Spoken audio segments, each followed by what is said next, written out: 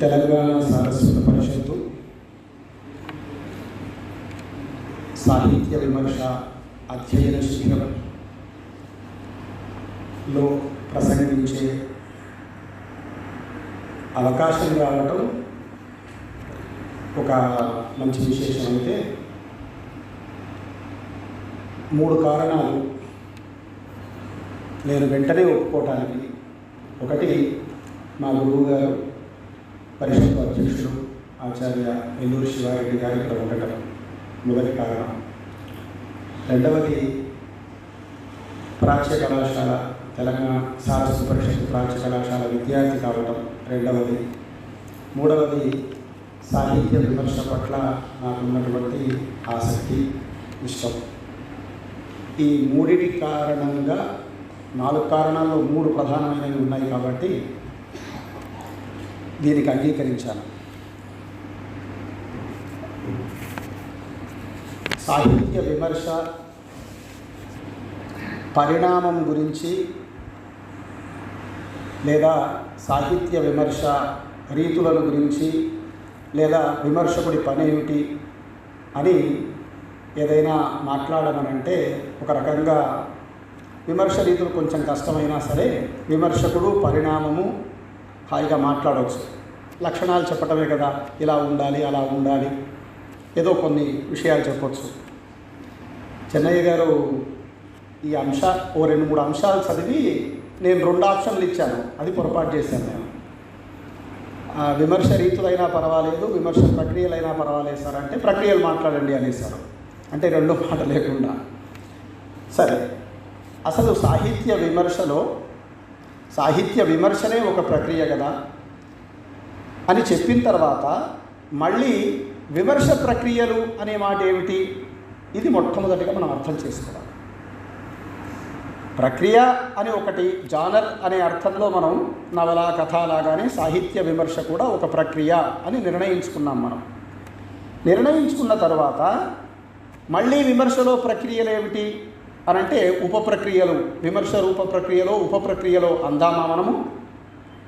అంటే నిజానికి ఇక్కడ ప్రక్రియ అన్నటువంటి మాటని జానర్ అనే అర్థంలో కాకుండా, సాహిత్య ప్రక్రియ అనే అర్థంలో కాకుండా విధానము అనే అర్థంలో తీసుకోవాలి. ఇక్కడి ప్రక్రియ అన్న మాటని సాహిత్య ప్రక్రియ అనే అర్థంలో కాకుండా విమర్శ విధానము అని అర్థం చేసుకోవాలి.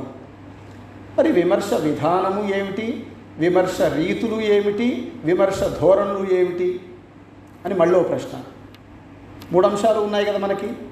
రీతులు అయితే మీరు ఇంతకుముందే విని ఉన్నారు, ధోరణులు తర్వాత గురువు గారు మాట్లాడతారు. విధానం ఏమిటి అనంటే ఈ రీతుల్లో వ్యాఖ్యానము ఉంటుంది, సమీక్ష ఉంటుంది. ఈ రీతుల్లో ఈ 2 ఉంటాయి. అంటే ఇక్కడ అర్థం చేసుకోవలసినటువంటి విషయం ఏమిటి అనంటే విమర్శ రూప ప్రక్రియలు అనేటటువంటి మాట దగ్గర వ్యాఖ్యానాన్ని, సాహిత్య చరిత్రని, సమీక్షని, పరిశోధనని ఈ 4టిని ప్రధానంగా తీసుకొని వీటి మధ్య ఉండే భేద సాదృశ్యాలేమిటి అని మనం అర్థం చేసుకోవడానికి ప్రయత్నం చేసినప్పుడు మొట్టమొదటగా మనం గమనించవలసినటువంటి విషయం ఏమిటి అనంటే ఇక్కడ ఇది విమర్శ విధానము అనే అర్థంలో మనం గమనించాలి, సాహిత్య ప్రక్రియ అనే అర్థంలో కాదు అనేది మొట్టమొదటి మాట.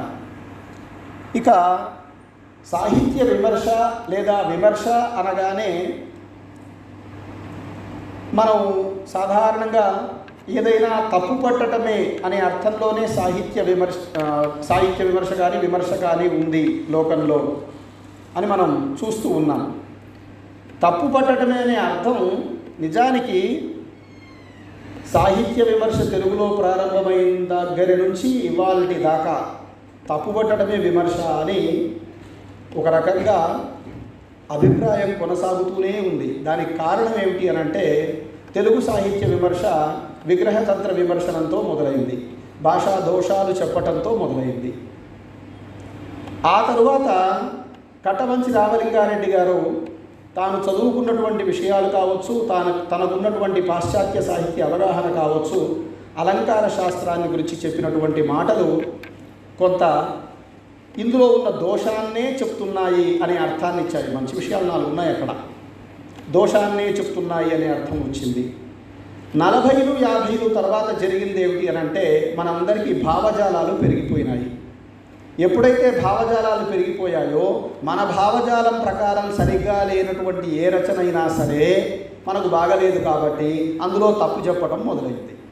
అంటే 100 ఏళ్ల లేదా 125 సంవత్సరాల 150 సంవత్సరాల తెలుగు సాహిత్య విమర్శ గురించి మనం మాట్లాడుకుంటే గుణదోష విచారణ చేయటము సాహిత్య విమర్శకు అర్థము అని క్లాస్ రూమ్లో పాఠం చదువుకోవటం సందర్భంలో వినటానికి, వస్తుతత్వ పరిశీలన చేయటమే సాహిత్య విమర్శ అని అనుకోవటానికి క్లాస్ రూమ్లో నిర్వచనప్రాయంగా ఉన్నది తప్ప నిజంగా సాహిత్య వ్యాసాల్ని జాగ్రత్తగా మనం జల్లెడబట్టుకుంటూ వస్తే, సాహిత్య రచనల్ని మనం జల్లెడబట్టుకుంటూ వస్తే వెన్నేటి రామచంద్రరావు గారు మను వసు ప్రకాశిక, కాశీపట్ల బ్రహ్మయ్య శాస్త్రి గారి మను వసు ప్రకాశిక, మను వసు రచనా విమర్శనము, నేను అనుకున్న రచన చాలా ఉన్నతమైంది అని ఒక విమర్శకుడు ప్రయత్నిస్తుంటే నేను అనుకున్న రచన చాలా ఉన్నతమైంది అని ఇంకో విమర్శకుడు ప్రయత్నిస్తున్నాడు. అంటే ఈ మాటల ద్వారా నేను చెప్పదలుచుకున్న మొట్టమొదటి అంశం ఏమిటి అని అంటే 150 సంవత్సరాలలో వద్దన్న నిజంగా గుణదోష విచారణే సాహిత్య విమర్శ అంటే అర్థము అని అన్నా లోకంలో అలాంటి నిర్వచనాలు ఉన్నాయి. కానీ సాహిత్య విమర్శ ఒక 50-60% అదే రకంగా ఎదగలేదు తెలుగు సాహిత్య విమర్శలో.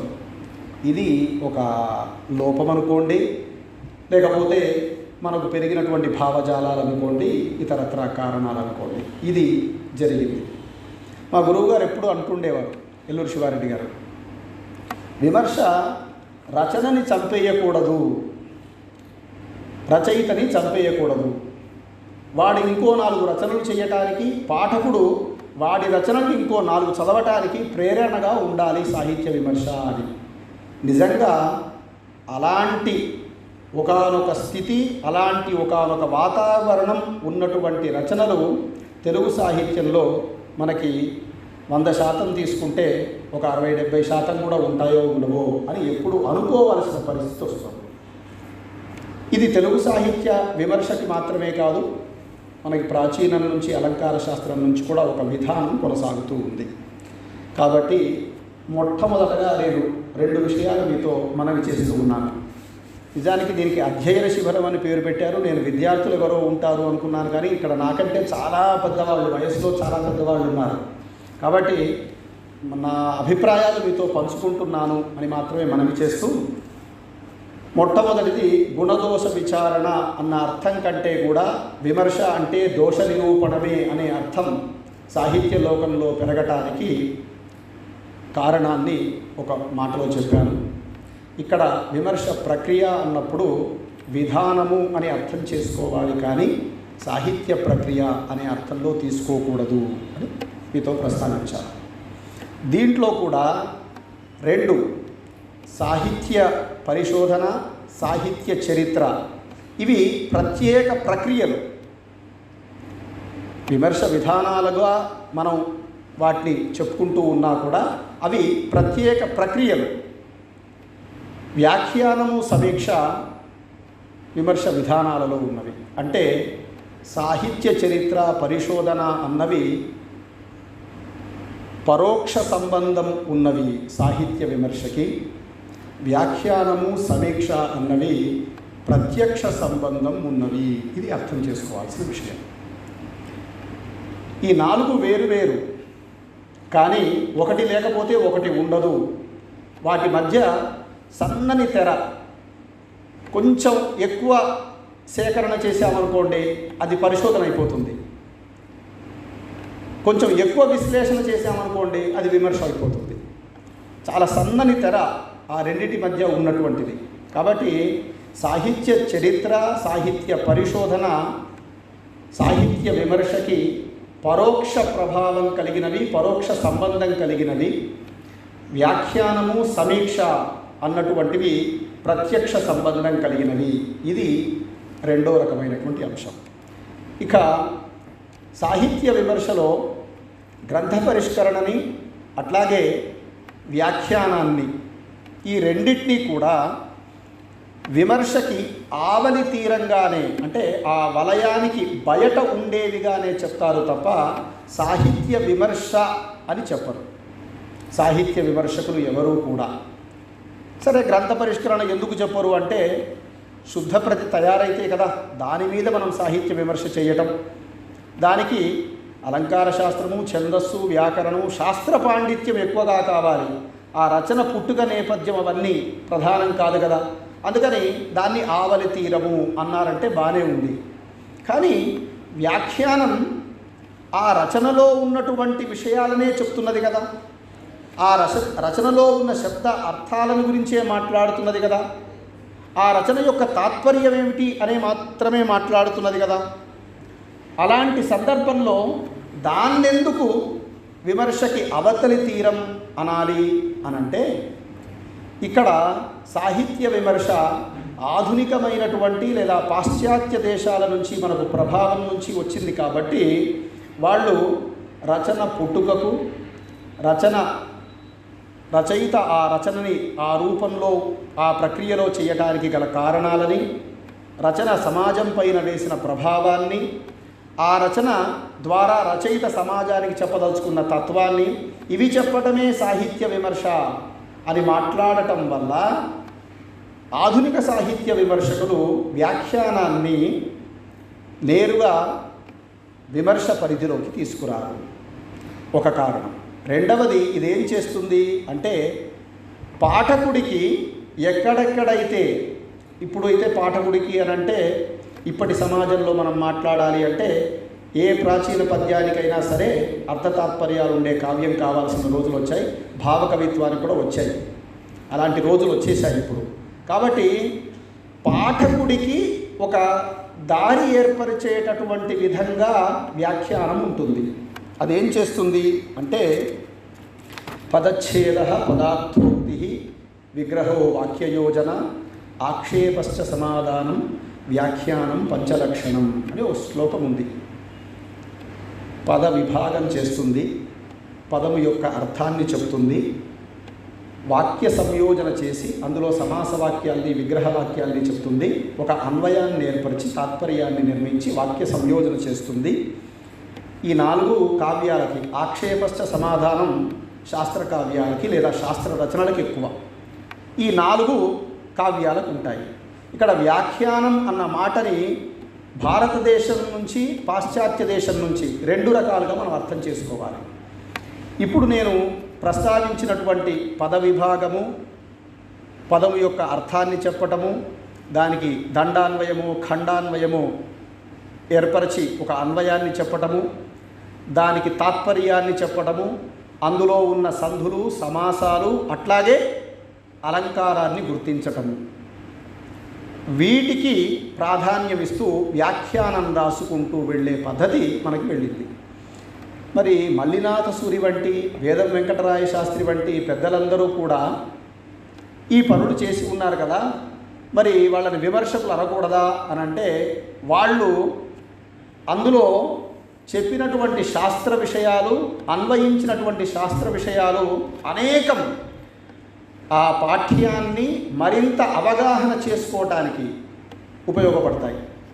ఎలా అనంటే, కుమార సంభవం కాళిదాసు ఎందుకు రాశాడు అనే కారణం మనకు మల్లినాథుని వ్యాఖ్యానంలో దొరకదు. మేఘ సందేశం వ్యాఖ్యానంలో దిగ్నాముని ప్రస్తావన వచ్చినప్పుడు కొంత ఇలా ఈయన ఎవరు అని చెప్పడానికి, అంటే నామూలం లిఖ్యతే కించిత్ నానపేక్షిత ముచ్యతే అని మూలంలో లేనటువంటి విషయాల గురించి మాట్లాడకపోవటం వ్యాఖ్యానం యొక్క లక్షణం. ఆధునిక సాహిత్య విమర్శ ఏమిటి అంటే టెక్స్ట్ వదిలి మాట్లాడటం. కొంచెం విపరీతార్థం వస్తుందేమో. టెక్స్ట్ వదిలి మాట్లాడటం అంటే టెక్స్ట్ను పట్టుకొని రాజకీయాలు మాట్లాడుతున్నాం మనం. టెక్స్ట్ని పట్టుకొని ఏ విషయాలు కావాలంటే ఆ విషయాలు మన ఇష్టం వచ్చినవి మాట్లాడుతున్నాం. ఇక్కడ వ్యాఖ్యానం ఏం చేస్తున్నది అని అంటే, అక్కడ ఒక పదం వచ్చింది అని అంటే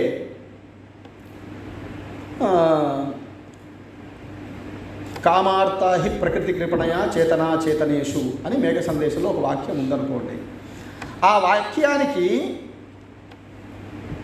మల్లినాథుడు కానీ మరొకడు కానీ ఆ వాక్యాన్ని తీసుకొని కవి అభిప్రాయం ఏంటో చెప్తాడు తప్ప, ఇలా అనుకోవటానికి ఆ కవి వ్యక్తిగత జీవితంలో ఎలాంటి సమస్యలు ఉన్నాయి, అతని వ్యక్తిగత జీవితం ఇలాంటి వాక్యం రాయటానికి ఏం ప్రభావం చూపింది, ఇలాంటివన్నీ మాట్లాడాడు. కాబట్టి వ్యాఖ్యానం ఏం చేస్తుంది అని అంటే, అక్కడ కనిపించేటటువంటి మాటకి సరైన అర్థాన్ని చెప్పడానికి ప్రయత్నిస్తుంది. అంటే పూర్వులు చెప్పినటువంటి అర్థమే ఉంటుందా? ఇవాళ మనం చదివేటటువంటి పాఠకుడు కొత్త అర్థాన్ని, కొత్త విషయాన్ని నిర్ణయించుకోవడానికి అవకాశం లేదా అంటే, ఒక చిన్న ఉదాహరణ చెప్తాను. మనుచరిత్ర పాఠం ద్వితీయాశ్వాసం ప్రవరుడు హిమవంతుడి దగ్గరికి, హిమవన్నగానికి వెళ్ళి ఆ తర్వాత వరూధిని చేతిని చిక్కటం, ఇలాంటివన్నీ. వారెడ్డి సార్ మాకు ఆ పాఠం చెప్తున్నారు. అంతకుముందు సార్ 5-6 సంవత్సరాల నుంచి ఆ పాఠం చెప్తున్నారట. 10 ఏళ్ల నుంచి చాలా సంవత్సరాలు, ఆ పద్యం చాలా సంవత్సరాలు. కానీ మా క్లాసులో చెప్పిన మాట ఏమిటి అని అంటే, వరూధిని కాళ్ళు నిలువక అని ఒక వెళ్ళిపోతా అంటే ఏంది, కాళ్ళు ఆగుతలేవా అని.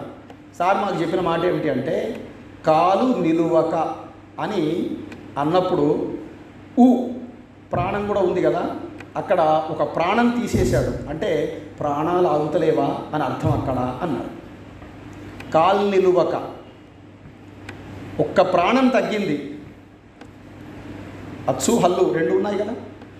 అంటే ఇది ఎక్కడి నుంచి ఆ అర్థాన్ని తీసుకొచ్చాం మనం? పాఠ్యం నుంచే తీసుకొచ్చాం. ఇంకో ఘట్టం చూడవచ్చు.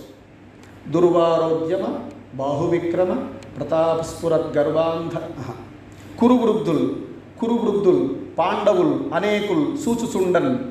ఈ పద్యం చెప్తూ శలాక రఘునాథ శర్మ గారు ఏమన్నారు అంటే, అన్నీ ఎందుకు హ్రస్వాలు వాడాడు, ప్రాణం లేకుండా ఎందుకన్నాడు అంటే, నీ ప్రాణం తీస్తా అని చెప్పటం కోసం వాడాడు అన్నారు.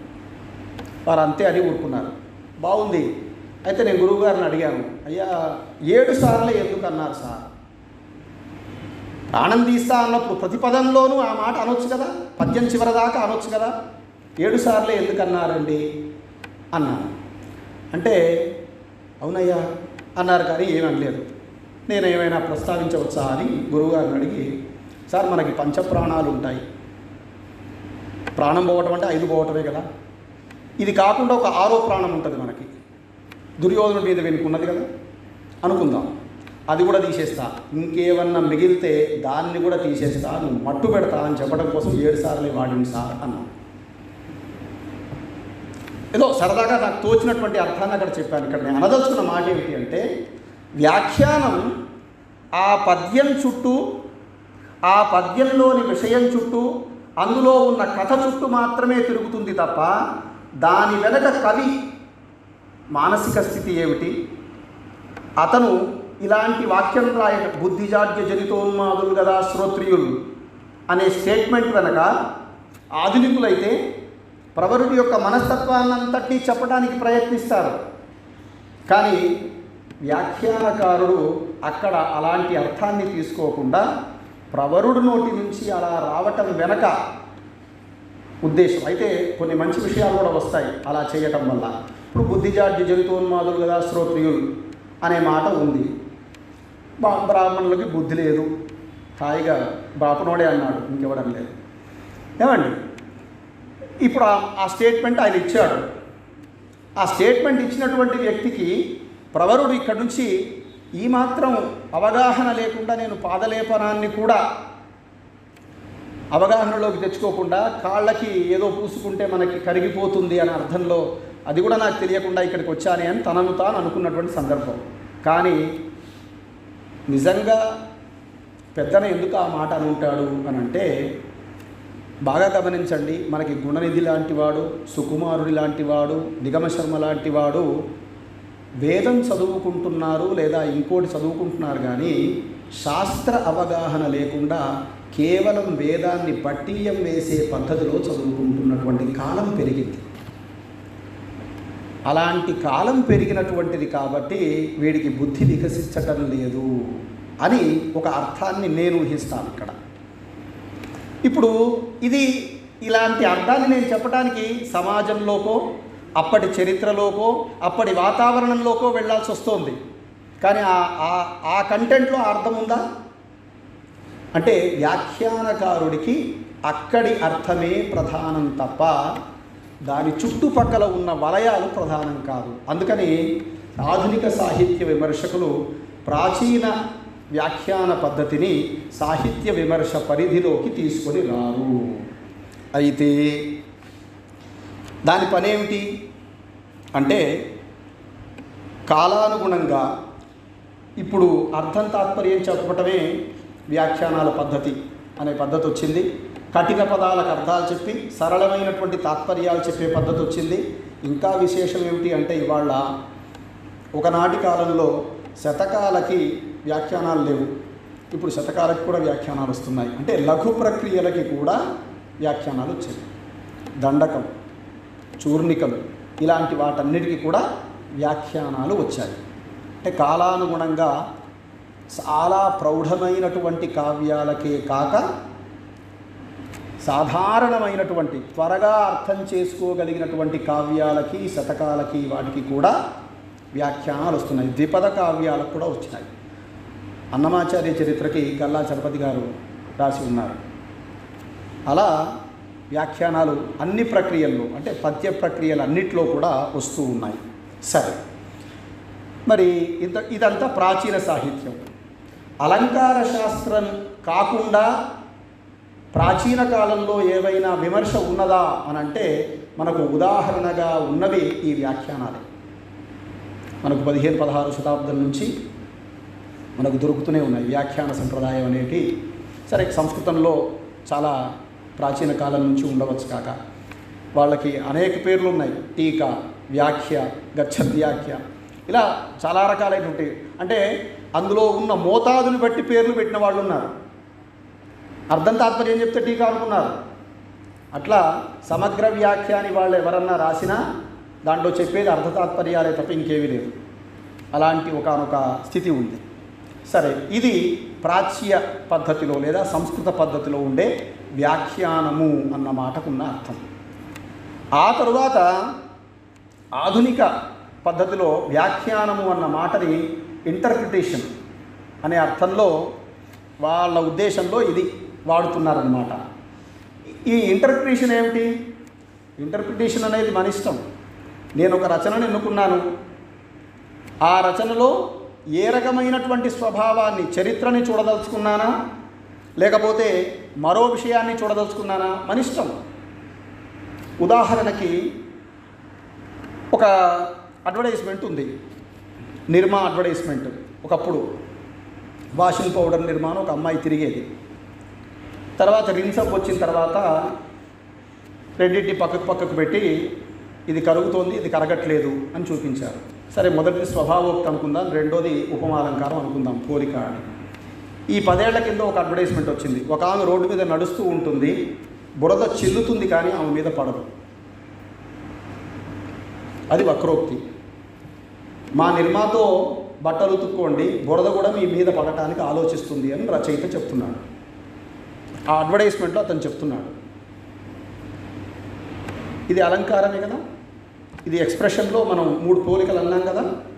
ఇప్పుడు దీని వెనక చారిత్రకమైన పద్ధతిని చూడవచ్చు, అట్లాగే మరో రకమైన విధానాన్ని చూడవచ్చు.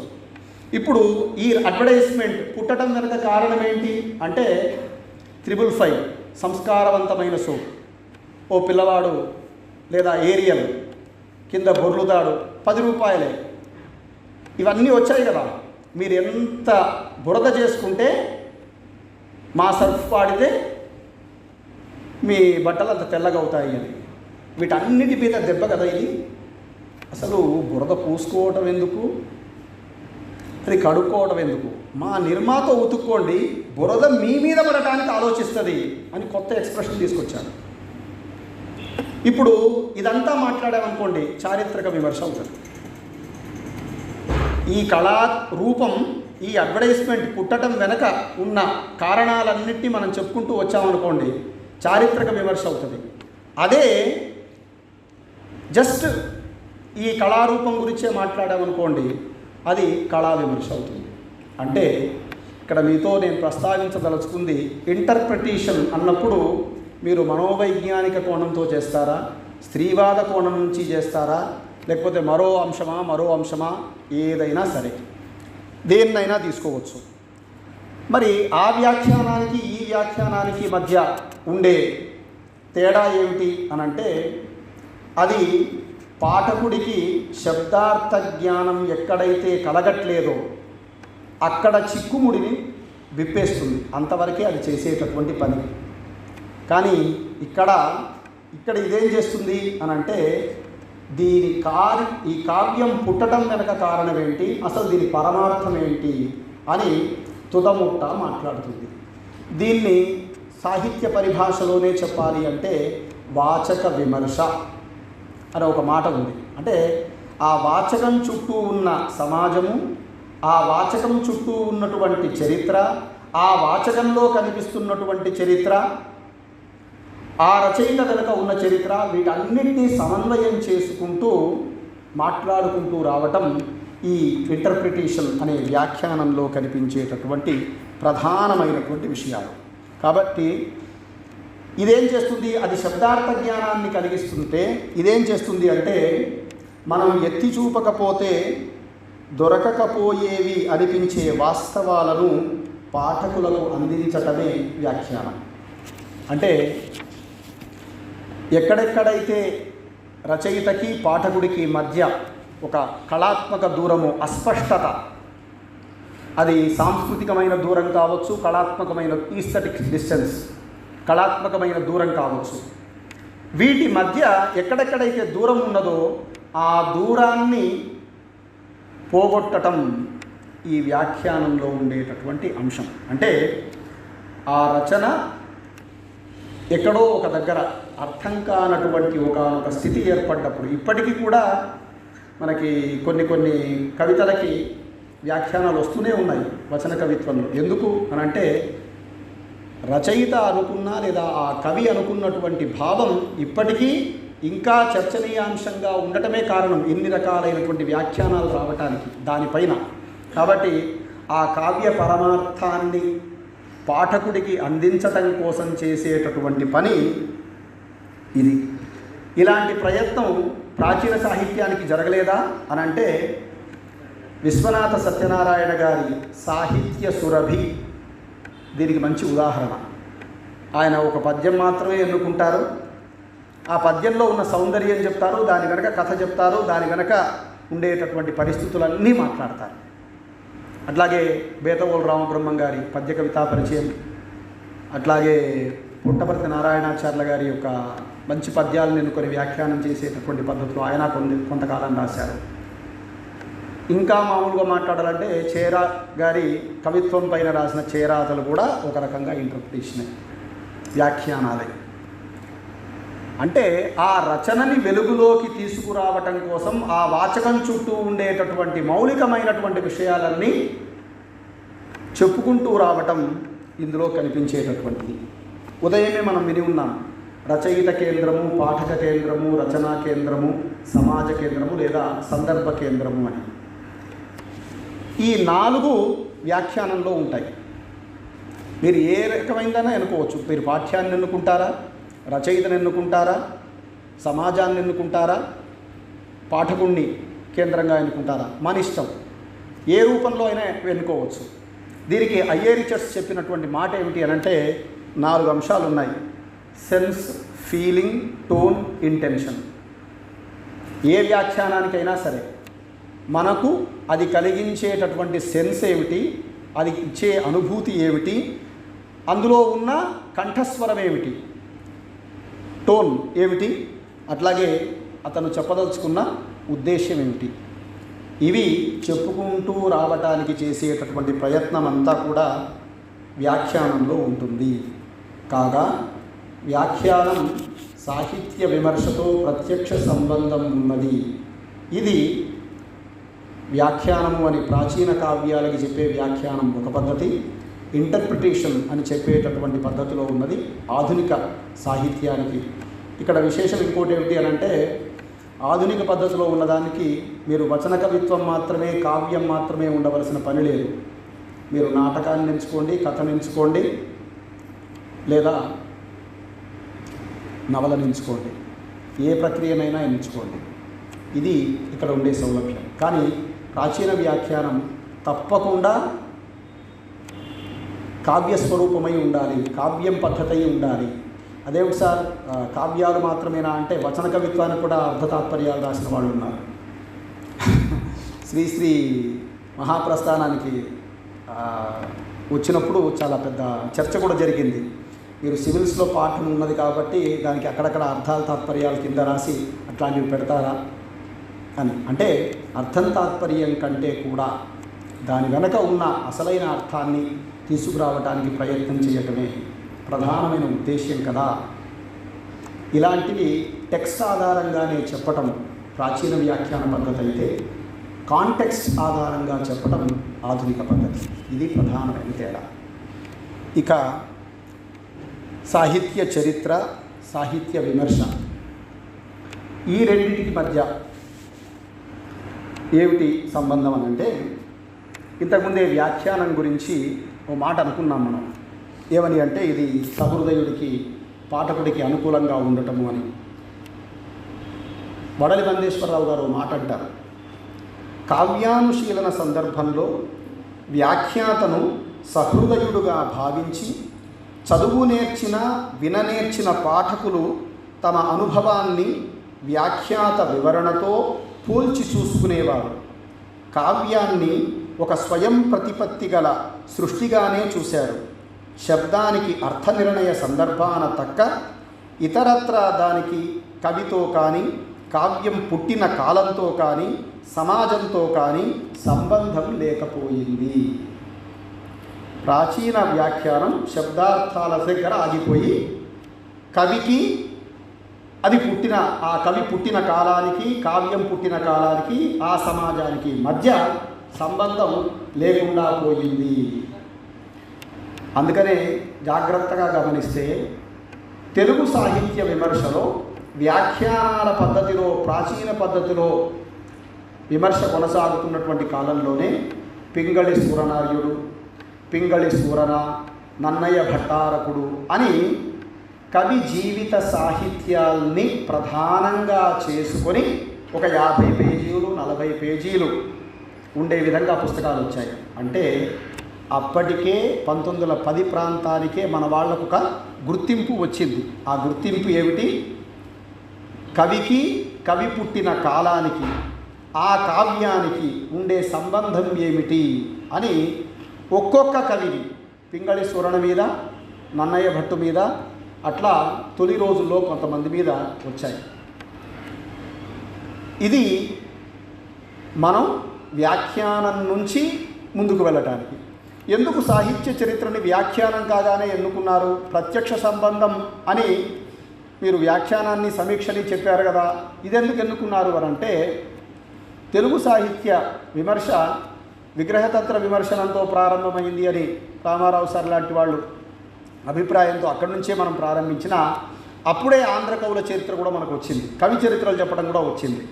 అంటే సాహిత్య చరిత్ర లేదా కవి చరిత్రకు సంబంధించినటువంటి ఆలోచనలు కూడా అదే కాలంలో ప్రారంభమయ్యాయి. అంటే రచనలో ఉన్న శబ్దార్థాలు మాత్రమే కాదు, రచన వెనుక ఉన్నటువంటి అనేక విషయాలు కూడా మాట్లాడటం ప్రధానము అనే ఒక అభిప్రాయం ఎప్పుడైతే పెరిగిందో అక్కడి నుంచి సాహిత్య చరిత్రల నిర్మాణం జరిగింది.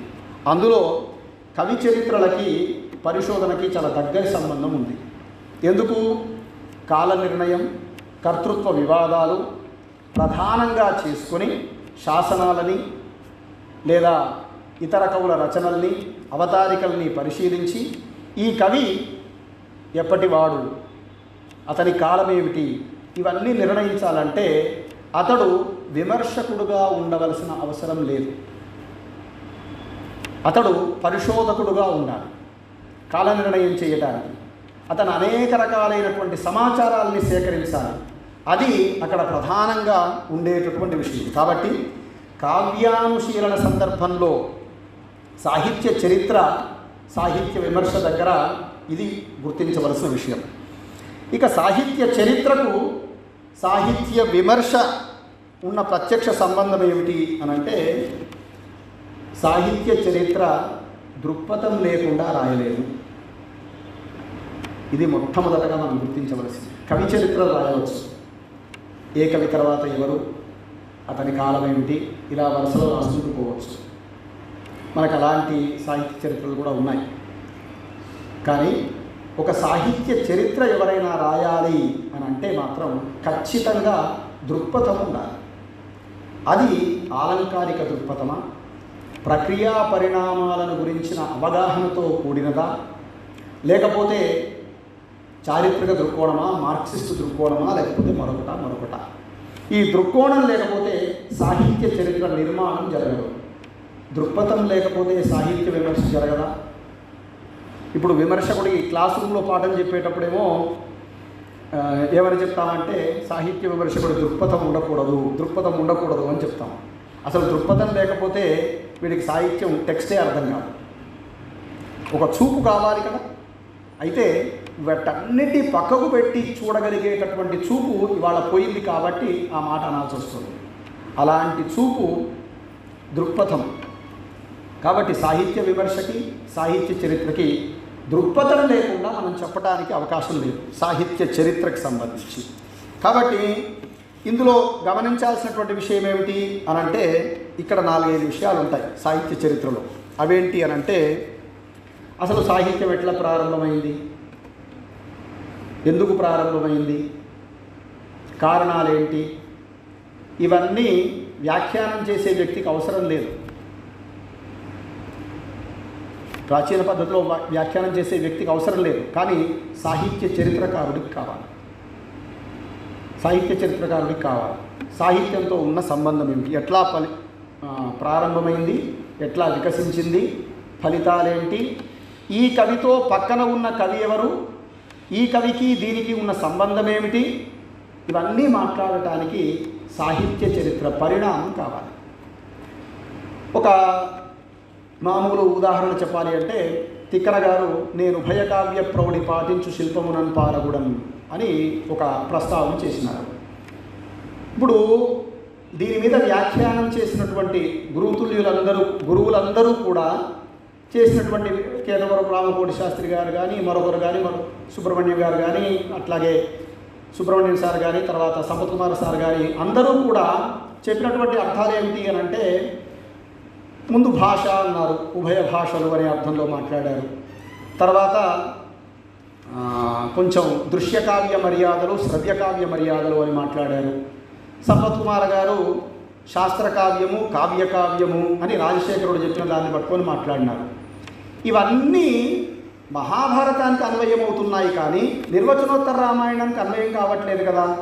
ఇది చెప్పుకున్నది నిర్వచనోత్తర రామాయణంలో కదా. ఉభయకావ్యము అనేటటువంటి మాట మాట్లాడింది అక్కడ కదా చెప్పుకున్నది. మరి అక్కడ ఏ అర్థం చెప్పాలి, అక్కడ దాని అర్థం ఏమిటి అని అంటే, కేతన తిక్కనను గురించి వేసినటువంటి చాలా విశేషణాలు వేశాడు కదా. అందులో ఒక విశేషణం ఏమిటంటే, త్రివిధ కావ్య విద్యా పారేణుడు అని ఒక విశేషణం వేస్తాడు. ఇక్కడ పాల్కురికి సోమనాథుడు ద్విపదలో రాస్తూ, అంతకంటే ముందు రాసినటువంటి వాళ్ళు చంపు పద్ధతిలో రాసిన దాన్ని కొంచెం డైరెక్ట్గా ఏం అనలేదు, కానీ నేను ద్విపద రాస్తున్నాను, చాతగాని వాళ్ళు మధ్య మధ్యలో వచనం రాస్తారు అన్న ఇదిలో మొత్తం బసవ పురాణం అంతా ద్విపదలో రాశాడు. తనకంటే ముందు పాల్కురికి సోమనాథుడు మొత్తం అట్లా రాశారు. కాబట్టి నిర్వచన ఉత్తర రామాయణం తిక్కన రాస్తున్నాడు. రాస్తూ ఏమన్నాడు, నేను కావ్య ప్రౌఢి పాటించు శిల్పమునన్ పారగుడను. నేను ఇప్పుడు నిర్వచనంగా రాస్తున్నా, పద్యంలో మాత్రమే రాస్తున్నా, అవసరమైతే చంపువులోనూ రాయగలను, పూర్తి గద్యంలోనూ రాయగలను. ఇక్కడ ఉభయకావ్యం అన్నదానికి పద్యకావ్యము, గద్యకావ్యము అని అర్థం చేసుకోవాలి అని నాకు అనిపిస్తుంది. ఎందుకు అనంటే ఆయన కంటే ముందున్నటువంటి పాల్కురికి సోమనాథుడు బిరుద గద్యం రాశాడు, గద్య పద్ధతిలో రాశాడు, ఉదాహరణలు ఉన్నాయి, పూర్తి పద్యంలోనే రచించిన కావ్యాలు ఉన్నాయి.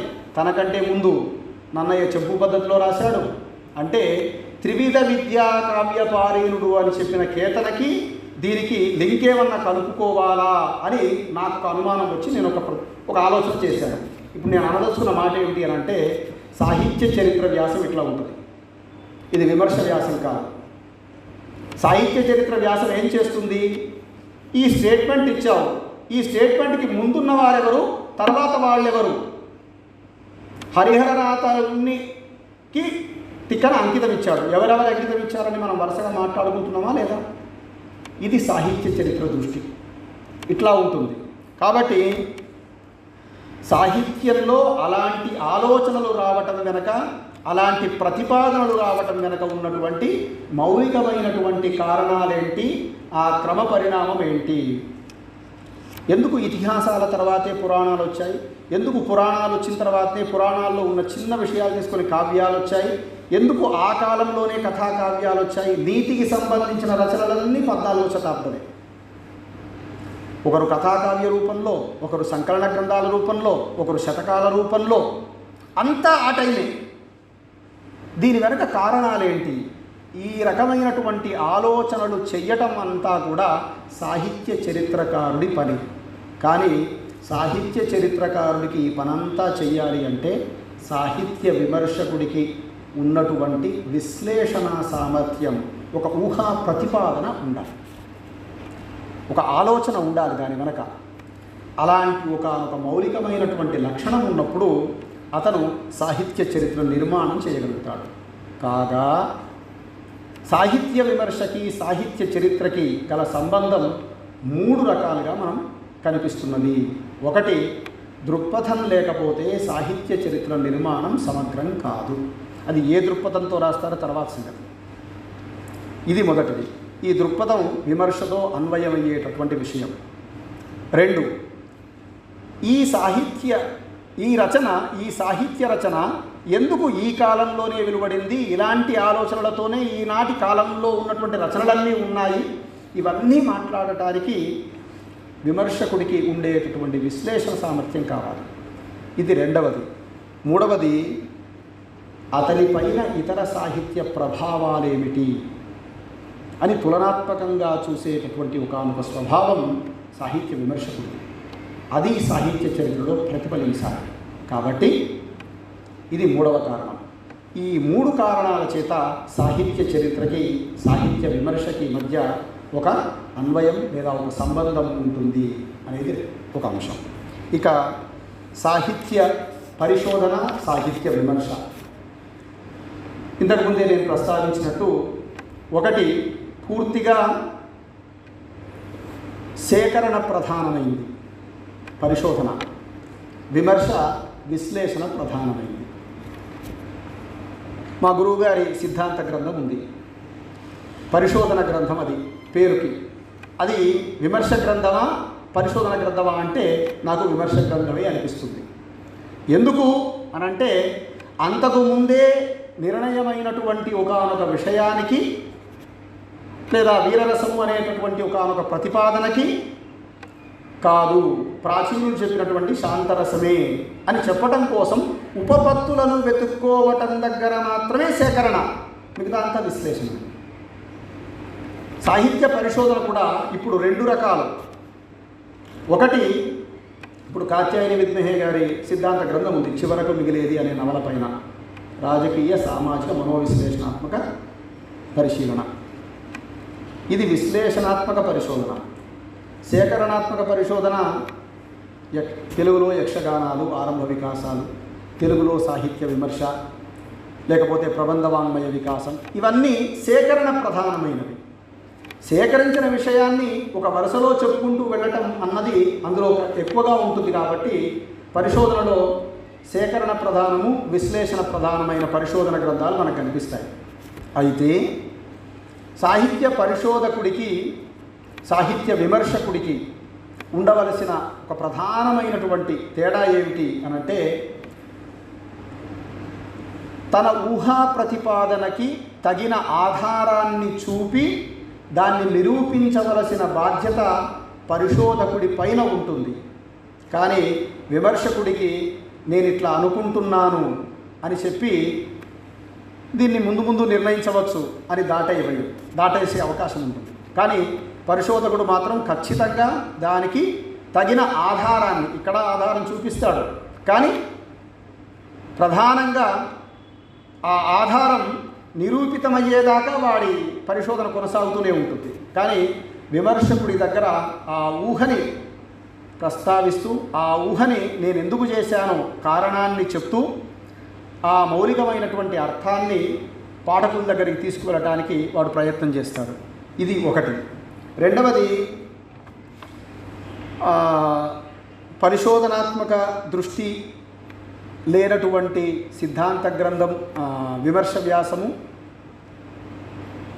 అట్లాగే పరిశోధనాత్మక స్వభావం లేనటువంటి విమర్శ రచన ఎక్కువగా రాణించదు. ఎందుకోనంటే మనం ఎంత విశ్లేషణ చేసినా, మన విశ్లేషణ సామర్థ్యం అంతా అక్కడ ఎంత పెట్టినా, అందులో నిజాయితీని మనం ప్రదర్శించాలి అంటే దానికి తగిన ఉపపత్తులు చూపించాలి. అక్కడ వాడిలోకి పరిశోధకుడు వచ్చి కూర్చోక తప్పదు.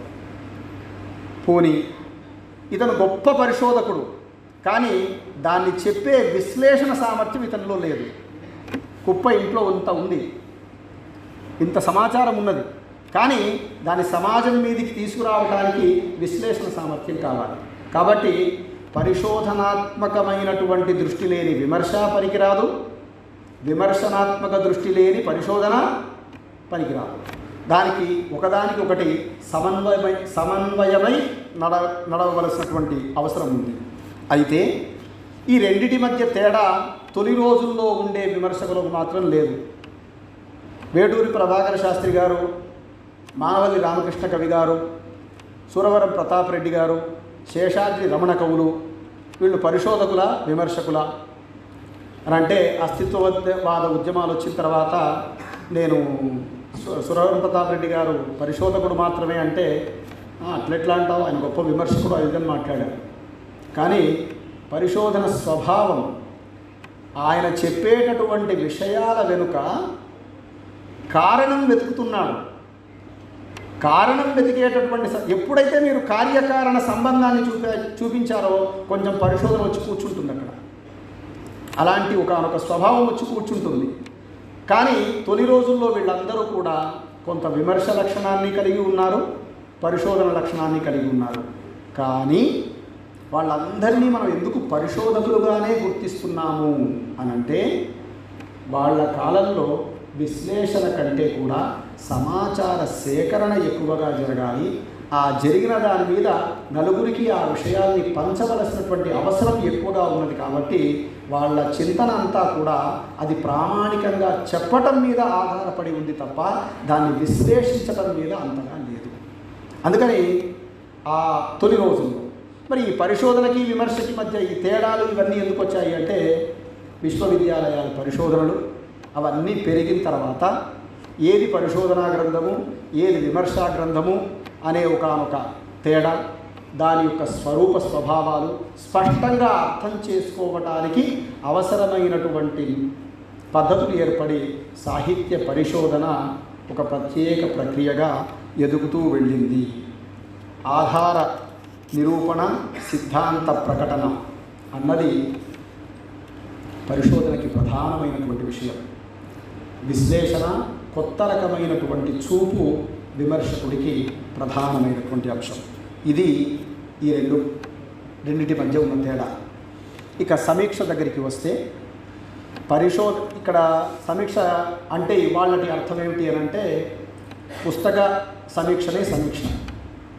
కానీ మనకి శ్రీవాత్సవ లాంటి పెద్దలు ప్రతి సంవత్సరం వచ్చినటువంటి సాహిత్యాన్ని సమీక్ష చేసేవాళ్ళు. 1962 సాహిత్య సమీక్ష. ఆ సంవత్సరం వచ్చిన మొత్తం సాహిత్యాన్ని వాళ్ళు సమీక్ష చేసేటటువంటి వాళ్ళు. అంటే ఇక్కడ గ్రంథ సమీక్ష వేరు, సాహిత్య సమీక్ష వేరు.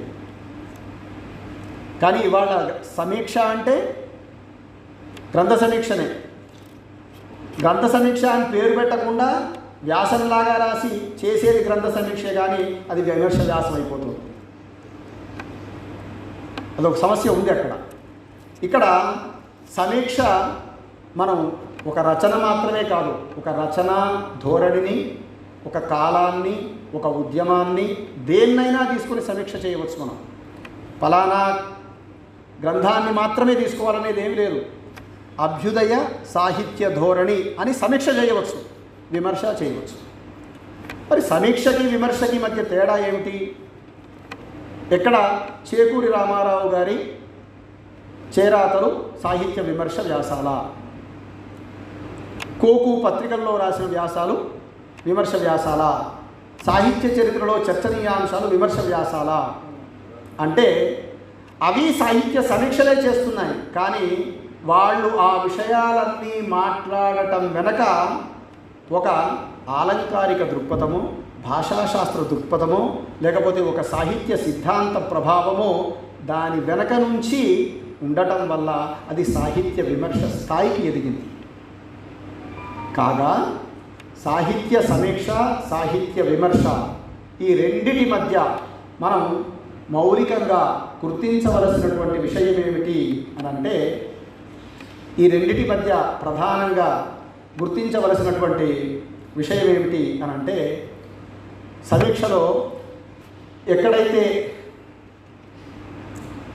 దృక్పథం ఉండదో, కేవలం ఇందులో ఈ అంశాలు ఉన్నాయి, ఇందులో ఈ రకమైన కథ ఉంది, ఇందులో ఇన్ని పద్యాలు ఉన్నాయి, ఇందులో ఛందో వైవిధ్యం ఇట్లా కనిపిస్తుంది అని ఆ పుస్తకాన్ని గురించి మాట్లాడుతూ వెళ్ళిపోయేటటువంటి ఒకానొక స్వభావం కనిపిస్తుంది. అక్కడ సాహిత్య విమర్శ అన్నది ఆ రూపంలో మనకి అక్కడికి రాలేదు. ఎక్కడైతే కొంచెం దృక్పథంతో అవసరం, దృక్పథం యొక్క బ్యాక్గ్రౌండ్ నేపథ్యం ఎక్కడైతే వచ్చి కూర్చుంటుందో అక్కడ విమర్శ వ్యాసం మరింత ఎదగడానికి అవకాశం ఉంటుంది. అయితే సాహిత్య విమర్శ వ్యాసమైనా సమీక్ష వ్యాసమైనా సరే క్లిష్టంగా ఉండకపోవటం, స్పష్టంగా ఉండటం, ఇట్లాంటి వ్యాస లక్షణాలు ఏవైతే ఉన్నాయో అవే సమీక్షా వ్యాసానికి కూడా ఉంటాయి. అయితే సమీక్షకి అట్లాగే మన విమర్శకి తేడా పత్రికలు పెరగటం వల్ల, పత్రికా మాధ్యమం పెరగటం వల్ల వచ్చినటువంటిదే. కానీ దినపత్రికల స్థాయి వచ్చిన తర్వాత వీటి రెండింటి మధ్య ప్రత్యేకంగా మనం గుర్తిస్తున్నాం. కానీ భారతికి సంబంధించినటువంటి పత్రికలు, భారతికి సంబంధించిన గ్రంథ సమీక్షల విభాగం మనం చూస్తే దాని మీద పునః చర్చ జరిగేది, మళ్ళీ ఒక రకమైనటువంటి వాదోపవాదాలు జరిగేవి. అది విమర్శ స్థాయికి వెళ్ళేది, సమీక్ష దాకా ఆగి ఊరుకోకపోయేది. కాబట్టి దినపత్రికల మాధ్యమాలు ఎప్పుడైతే పెరిగాయో, పేజీల పరిమితి ఎక్కడైతే ఉందో, దాన్ని చెప్పేటటువంటి క్రమంలో ఇంకో రకంగా చెప్పాలి అని అంటే జర్నలిస్టిక్ క్రిటిక్స్, విలేఖరి విమర్శకులు, విలేకరులైనటువంటి విమర్శకులు లేదా విమర్శక విలేకరులు కొంతమంది పెరిగిన తర్వాత ఈ సమీక్ష అన్న పద్ధతి జనరలైజ్ చేస్తూ మాట్లాడటం, దాని వెనక ఒక అకాడమిక్ లేదా సాహిత్య సిద్ధాంతాలకు సంబంధించిన నేపథ్యం అంతగా లేకుండా ఉండటం లాంటివి కనిపించినప్పుడు సాహిత్య సమీక్ష అనేటటువంటి ఒక పద్ధతి మనకి కనిపిస్తుంది. సాహిత్య విమర్శ దగ్గరికి వచ్చినప్పుడు మాత్రం అదొక దృక్పథంతో ఉండాలి. అది ఏ దృక్పథమైనా సరే బ్యాక్గ్రౌండ్గా కనిపిస్తూ తాను చెప్పేటటువంటి విషయాల్ని ఆ దృక్పథం ఆధారంగా విశ్లేషించేటటువంటి స్వభావం కూడా అందులో ఉంటుంది. సమీక్ష తర్వాత విమర్శ దగ్గర ఇంకో రకమైనటువంటి తేడా ఏంటి అంటే, సమీక్ష నిర్ణయాల్ని, ఫలితాల్ని చెప్తుంది. విమర్శ ఫలితాంశాలు చెప్పటం, నిర్ణయాలు చెప్పటం కంటే కూడా దాని వెనక ఉన్న మౌలిక తత్వం ఏంటి అని మాట్లాడటానికి ఎక్కువగా ప్రయత్నిస్తుంది. అది ఈ రెండింటి మధ్య కనిపించేటటువంటి విషయం. కాబట్టి సుబ్రహ్మణ్యం గారి మాటల్లో చెప్పాలి అంటే వివరణ, విశ్లేషణ, వివేచన, అనుశీలన, పరిశీలన, సిద్ధాంతం, 6 దశలు ఉన్నాయి. ఈ మొదటి దశలో వివరణ దగ్గరే ఆగిపోయేటటువంటిది సమీక్ష అయితే, విశ్లేషణ, వివేచన స్థాయి, అనుశీలన స్థాయి దాకా వెళ్ళేది సాహిత్య విమర్శ. ఈ రెండిటి మధ్య ఆ రకమైనటువంటి తేడా ఉంటుంది. నిర్ణయాన్ని ప్రకటించడం కాకుండా దాని వెనక ఒక మౌలికమైనటువంటి సత్యాన్ని, వస్తుతత్వాన్ని ఆవిష్కరించే ప్రయత్నం సాహిత్య విమర్శకుడు చేస్తాడు. సమీక్ష అంత దూరం దాకా వెళ్ళేటటువంటి ప్రయత్నం చెయ్యదు అని మనవి చేస్తూ, 2 మాటల్లో సమీక్షకి విమర్శకి మధ్య ఉన్న తేడాని నేను రాసుకున్న మాటల్ని చదివి వినిపించి ముగించేస్తాను. సమీక్ష, పరిశోధన, సాహిత్య విమర్శ ఈ మూడిటి మధ్య సమీక్షలో పూర్వపర సమన్వయంలో తార్కికత ఉంటే చాలు. సాహిత్య విమర్శలో పూర్వపర సమన్వయంతో పాటు దృక్పథము, తార్కికత అంటే రచయిత దృక్పథాన్ని, మన దృక్పథాన్ని సమన్వయం చేసుకుంటూ భేదాభిప్రాయాలుంటే ఎందుకున్నవో చెప్తూ తార్కికంగా చెప్పే స్వభావం ఉండాలి. పరిశోధనలో, సిద్ధాంత గ్రంథంలో కావాల్సిన తార్కికత ఏమిటి అంటే మనం చూపించే ఆధారాలు, మనం చెప్పేటటువంటి విషయాలు మూల విషయానికి అన్వయమవుతున్నాయా లేదా అని గమనిస్తూ ఉండటం అవసరం. కాగా సమీక్షకి, విమర్శకి, పరిశోధనకి దేనికైనా తార్కికత అవసరమే. కానీ వాటి యొక్క పూర్వపర సమన్వయంలో తీసుకునే ఆ జాగ్రత్తల వల్ల ఇది సమీక్ష అని, ఇది విమర్శ అని, ఇది పరిశోధన అని నిర్ణయించుకుంటాము అని మనవి చేస్తూ, ఇంతటి మంచి అవకాశాన్ని ఇచ్చినటువంటి మా గురువు గారు ఆచార్య ఎల్లూరి శివారెడ్డి గారికి, పరిషత్ ప్రధాన కార్యదర్శి శ్రీ డాక్టర్ చెన్నయ్య గారికి, గురువులు ఆచార్య చెన్నప్ప గారికి, మా చంద్రశేఖర సార్ గారికి, పెద్దలందరికీ నమస్కారాలు. Thank you. ధన్యవాదాలు సార్. సాహిత్యంలో ఉండేటటువంటి అన్ని విషయాలు మనకి కులంకషంగా తెలియజెప్పారు.